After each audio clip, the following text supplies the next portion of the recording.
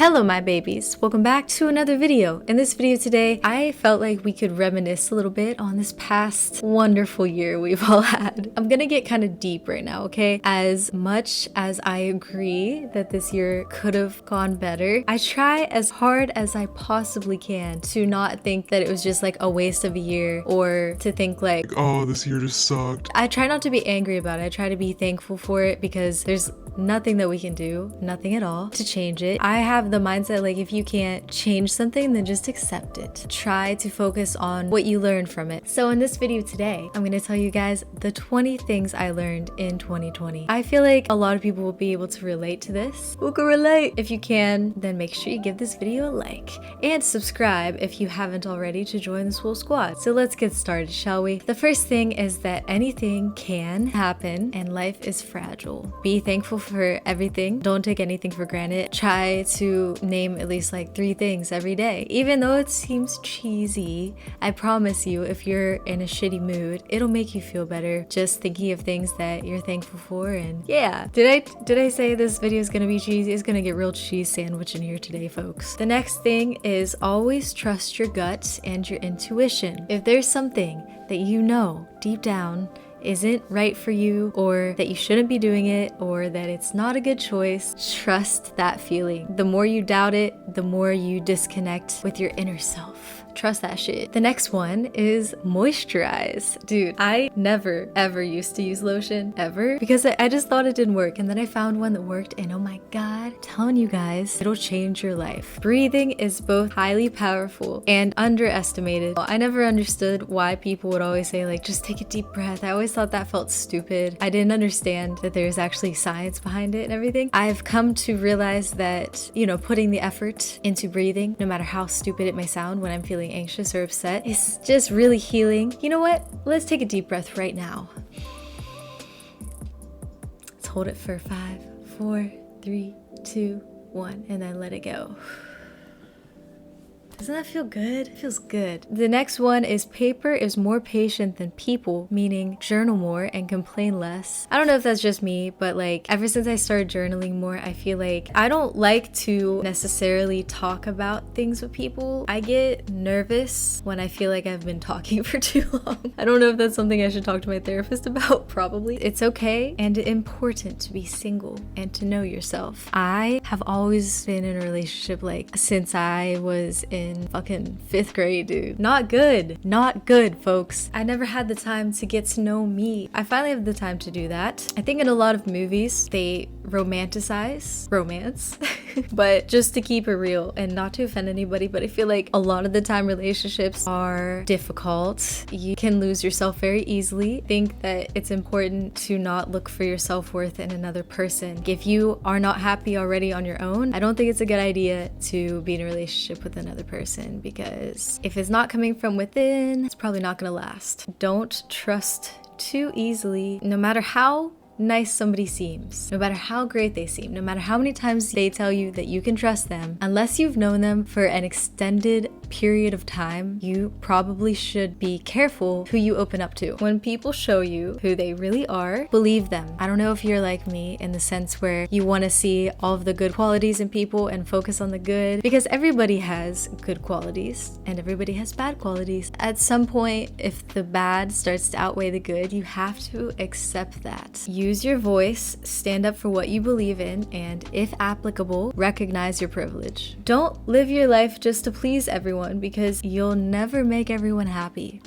Ever. You could be the sweetest peach in the basket. I don't know actually how the saying goes. You could be the sweetest peach and there's still gonna be somebody that doesn't like peaches. It's nothing personal towards you. Just live life for you, man. We're all the same. You don't need to earn your worth. You need to recognize that you're no better and you're also no worse than anybody else. When you're powerful, people will recognize it, be intimidated by it, and try to tear you down.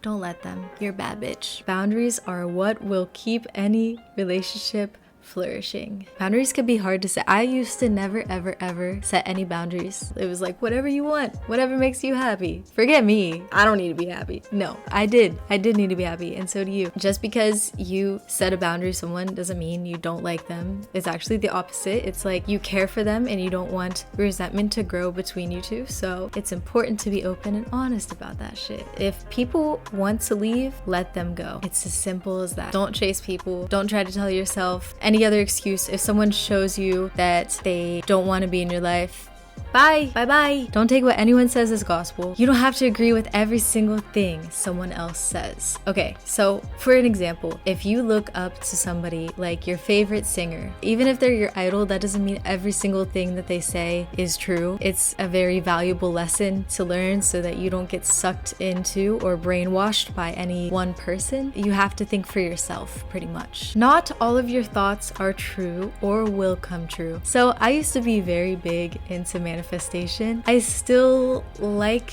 the thought of it to a point, but for me personally, it got kind of unhealthy and caused me a lot of anxiety because I was reading stuff that said like, whatever you think about, you will attract. Like if you think about something, it's gonna come true. That caused me to be really anxious all the time because sometimes you just get thoughts and they're just passing thoughts. It's not like there's any intention behind them. It's not like you purposely have them. They just pop up. And sometimes I would get really fixated on a thought like, oh my god, like intrusive thoughts, you know, like, why am I thinking about that? I need to stop thinking about that because now it's gonna come true because I thought about it. And it just made me so, like I said, anxious. And when I went to therapy, my therapist, he wanted me to repeat 3 things out loud because I told him like, I feel like I'm thinking about it, so it's gonna come true, and if I say it, it's gonna come true too. And he was like, okay, I want you to say this building's gonna catch on fire, that I'm gonna get a stroke, and that this thing's gonna happen within the next minute. And I was like, I was so scared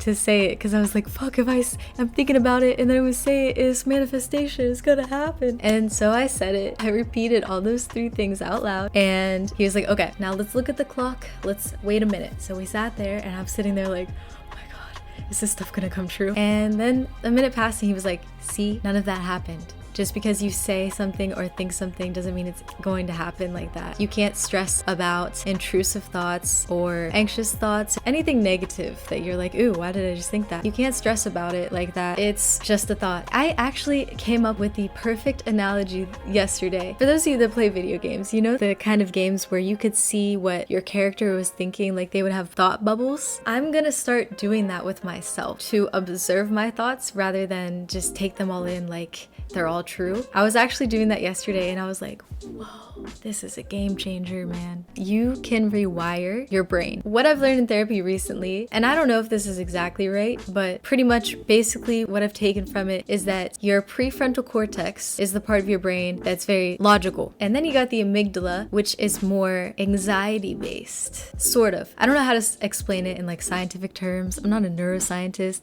but pretty much you're able to rewire your brain so that when you think, you can build the habit of making your thoughts come from the prefrontal cortex rather than your thoughts come from the amygdala. Let me give you an example. So let's say I fall down and I scrape my knee and it's bleeding. Let's say I think like, oh my god, my knee is bleeding. Am I never gonna be able to walk again? That's an anxious thought from the amygdala. So like I was saying, if you look at the thought, observe it from an outside perspective, and then you say, we're gonna replace that. We're gonna use the prefrontal cortex to replace that thought and say, I'm okay, it's just a scratch, I can handle this. And just be more logical about it. And that is when, folks, you start to rewire your brain, you start to become more logical and less anxious. You're stronger than you think, and things can and will get better. Look at all the shit we've been through this year, guys. We all have faced different challenges, whether it be like staying at home, maybe you have kids and they're really hard to deal with, or working from home. Maybe you had technological problems and you're not good with technology, so that was a struggle. Or maybe you and your partner can't get along because you're sick of looking at each other's faces. Or maybe you've lost a loved one to the virus. Like, we're all going through different shit. In some ways, a lot of the same shit. Like, we're all dealing with the same uncertainty right now. But like, we have pretty much made it, guys. Like, we got the vaccine, things are starting to look up. And I just feel like humans are so tenacious. And when you go to that dark place where you're like, I'm checked out. I'm good. I don't need to deal with this anymore. It's just a single moment in time. Like, things can get better. Things are getting better. So you have to remind yourself of that, no matter how fucking hard it can be, because that can be nearly impossible when you're so low, to remind yourself like, this is just a moment. This will pass. Things will look up. Slow down. Slow the heck down, people. Focus on the good and be present. If there's anything that we've all done this year, it is taking a step back from our crazy ass lives, staying at home, and just learning to be at peace with the little things. Like, the little things in life are the most important, and we can miss out on that when we're just constantly so in a rush and busy and trying to be productive. And how beautiful is it to just take a step back, breathe, because you know how I feel about breathing. Just be in the present. Just like be. Just be. You don't have to do, you don't have to think, just be. It's such a beautiful thing when you take yourself out of your head, just really be fully here. Honestly, I'm thankful for the opportunity to be able to slow down, because, you know, like I said, there's nothing we can do to change what has happened. So we might as well try to look at what we've learned. I think that's all, folks. Oh my God, I can't believe this year. Like, I honestly feel like this year's flown by. I don't know about you. It's like flown by, but it's also dragged. It's been this really weird thing where all concept of time has been lost, and I don't even know what time is anymore. All in all, I've definitely learned a shitload of things this year. It's been a year to really step back and think about what's truly important in life. And if I could sum this year up in a gym analogy, I feel like this year was the lifting phase, where you're working out and it's breaking the muscles down. Like, this year kind of broke us down, but then after you work out and you sleep and you get protein and everything, that's when your muscles build back up. So we're all going to build back up and grow and be stronger from this year, because this was like the lifting phase.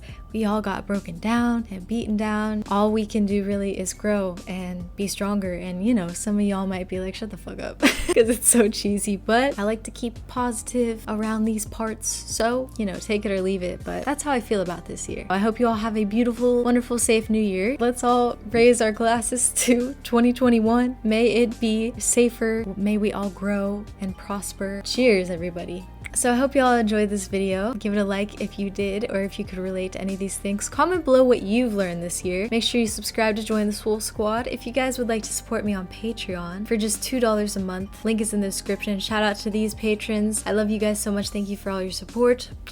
I will see you guys on the next one. Have a good ass day.